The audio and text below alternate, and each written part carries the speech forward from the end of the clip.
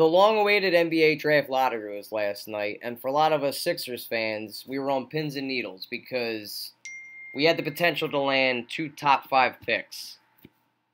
Odds are had a decent chance of getting it, but as we saw last night, we weren't able to land it.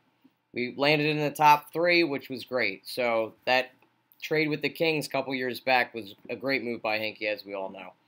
But the Lakers got to keep their pick. Kind of sucks because you wanted to kind of get it in this draft because of the depth. We were able to land maybe two pieces that could help our team move forward, but didn't happen. So what do we do from here? Celtics landed the top pick. Lakers obviously got number two.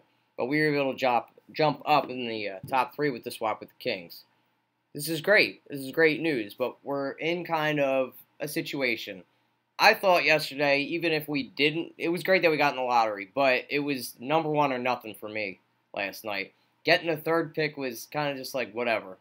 I don't think it was that big of a deal. I really wanted to get number one. I feel like we needed to land number one to get Markelle Fultz. He's the perfect piece to fit with the Sixers, to go along with Simmons, to go along with Embiid, and just help our team move forward.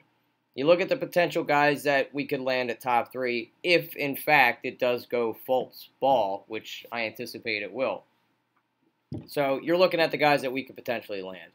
You've got Josh Jackson comes to mind, number one. He's probably the top prospect that we could get, the forward out of Kansas. And then you look at, you have a Malik Monk. Is it too high of a reach for him at number three? He does fit in need, but is the potential there to become a superstar? We know he can fill it up. He's on the smaller side, but we need shooting. We need to surround this team with shooters, Ben, that can distribute the ball. So he's him. I've heard Jonathan Isaacs even, which kind of freaks me out. I don't want anything to do with Jonathan Isaacs. And then there's Jason Tatum. Each guy has their really strong parts of their game that could really, really benefit this team. But I wanted a guy that could have all three facets of the game, which is Markelle Fultz. So what do the Sixers do?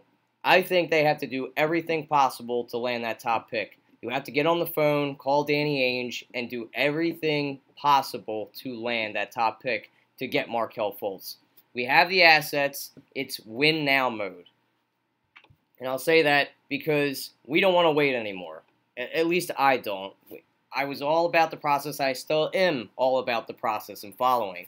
But it gets to the point, it's like, I'm tired of talking about next year and next year and next year. I think the right move to do is right now and go up and get that pick.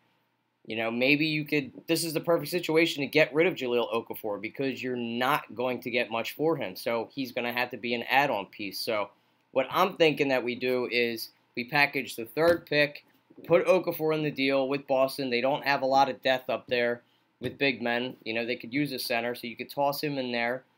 You have a slew of second-round picks from here to 2021. I think we've got 20-some. We've got 4 in this draft alone. Maybe throw 2 of those in there and just throw the Lakers pick in there, too, for next year. I feel like we got to try to move on this pick now because you really wanted it this year. Next year, it might not be as good. I don't think it is. Say they land Alonzo Ball. Are they going to be a playoff team? If they do, they're going to be at the bottom of the tier, maybe the 8th seed. But it's not going to be in the lottery. It's going to be a lower portion of the draft. So act on it now and try to unload it. Package that pick with Okafor and 2 other second-round picks to move up to get that top pick. We have to do whatever we can to get Markelle Fultz. And we act now. You do whatever you got to do. Now, you don't try to get fleeced like we've done the teams in the past. You got to make sure it's a good deal. I'm not saying we have to do everything possible, like throwing the Kings pick in there and our future first-round picks and everything like that. No, it's got to be the right price, but that would be my deal. Okafor, the third-round pick, 2 second-round picks, and the Lakers pick because it's unprotected next year. Go up and get it. If that's enough to get it done, you got to have those phones ringing because if that doesn't happen, I don't really see us maybe even staying at the third pick. We might even trade down. To go get a Malik Monk. But you look at the prospects, Josh Jackson. I'm not crazy about this kid's game, but out of the guys that we're picking out of, I still want Monk. But if you look at this kid's game, he's a versatile defender. This kid can defend from 1 to 4, lockdown defender. And that's something you really need on your team, to take out another team's best guy. That's something that doesn't really come along every day. His athleticism is bar none. It's one of the best, if not the best in the draft.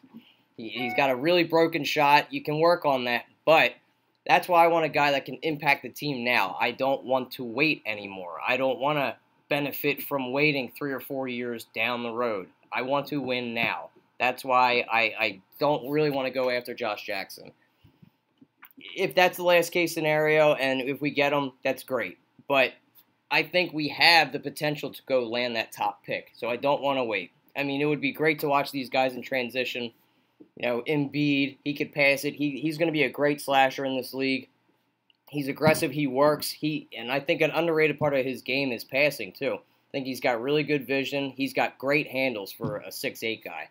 I mean, he can handle, like, with some of the best out there. I think he's got the best handle out of this draft. Well, one of the best handles.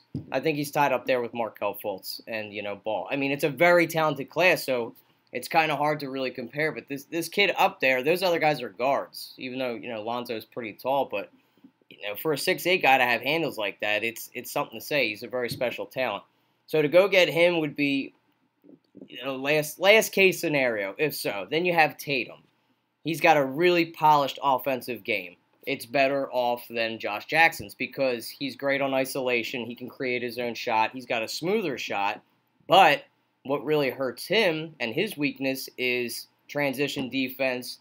Even one-on-one, he gets killed because he's stiff in the hips. He's not very athletic. So what do? Do you go out and get a guy that can help you now offensively, but it's really going to hurt you down the road defensively? We've all seen what that happens with taking Jahlil Okafor, and we don't want that. I would rather have Josh Jackson over Tatum strictly for that.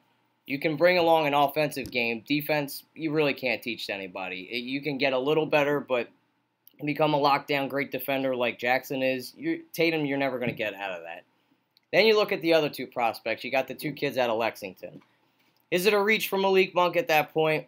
It really depends what what you're looking for. He's the best fit because we need shooters for this team. He can light it up. He's great on screen and rolls, pick and pop. He's really good at that. He can slash. He can create his own shot, and he's got good handles.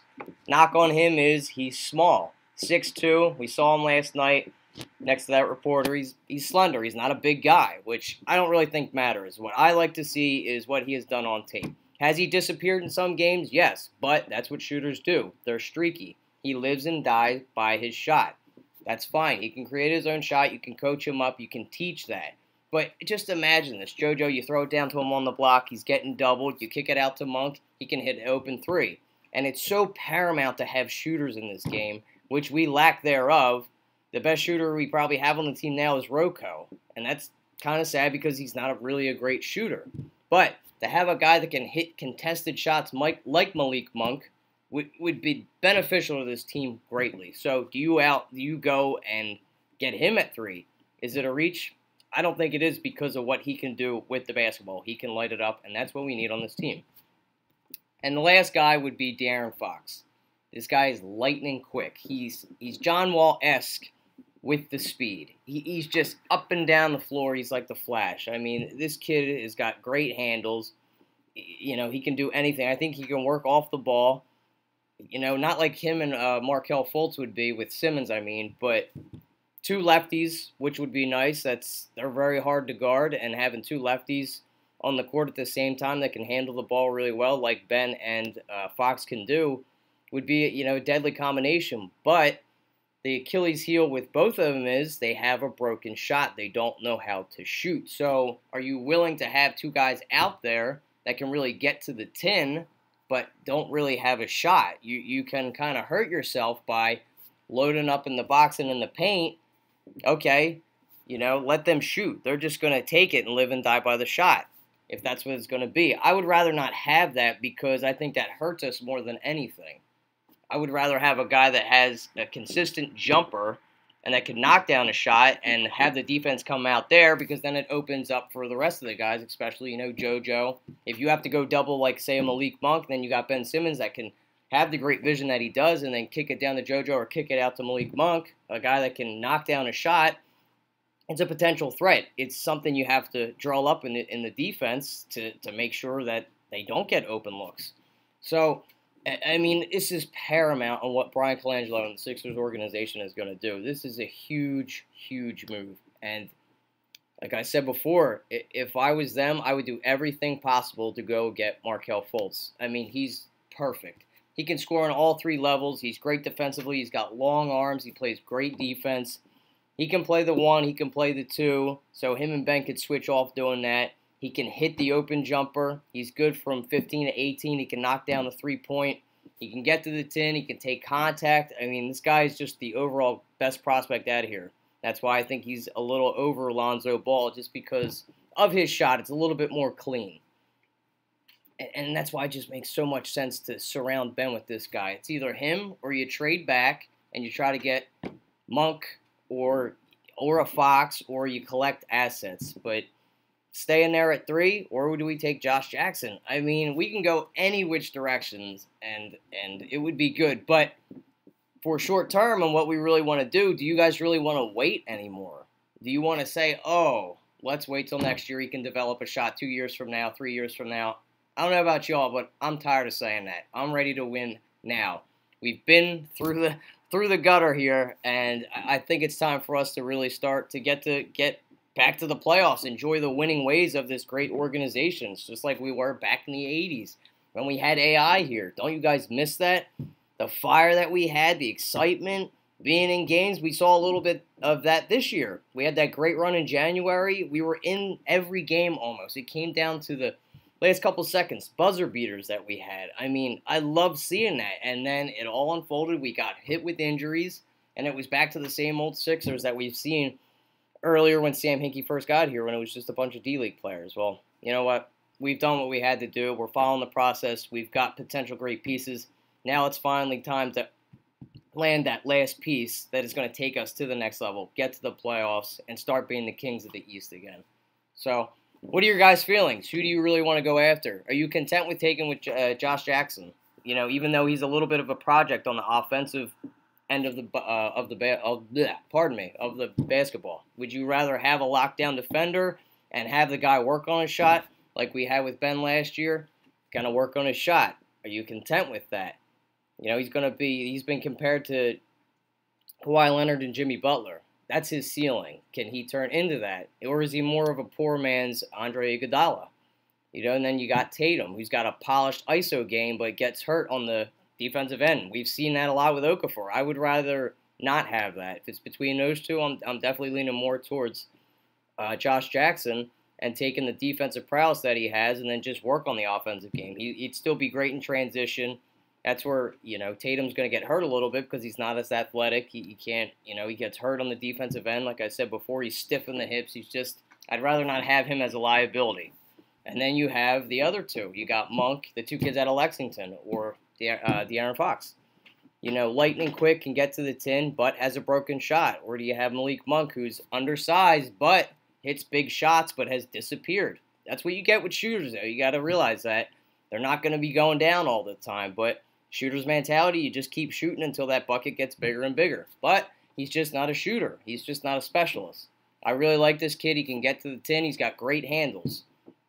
So trade him back and getting a couple more assets wouldn't be a bad move for us. He fits the biggest need of what we have, and that's getting guys that can light it up and can knock down the jumpers and hit 3-point. We need to get 3-point shooters. Or do we wait till the second round and, you know, get a couple shooters there? I think it's a huge drop-off in talent-wise by Monk and waiting till the second rounder to just get guys that can shoot. So I think he's on a top tier, obviously. But, you know, it depends on what we're looking at. Or you have De'Aaron Fox, who can get up and down the court, plays great defense. He's long, just has a broken shot. So what do? It's a reach at 3 for him, too. Or do we do what I want to do and just go get it? Go get Markelle Fultz. Go get the guy that we need to make this push to become the Kings of the East again. That's what I want to do. Go call Danny Ainge. Don't get fleeced by him, Brian Colangelo, because he's fleeced people before. I'm hoping you're not on the same level as Billy King. You make me think sometimes, but that's what I want to do. Package those picks. Get rid of Okafor. You kill 2 birds with 1 stone. All right, guys, let me know what you think. What you guys want to do. Are you content with the 3? Or are you happy that we got in the lottery? Are you willing to give up draft picks? Now that we have all these assets, we're not going to use them all. We can't have them all on the same team. So it comes to the point to where you have to make some of these assets and become traded trade pieces.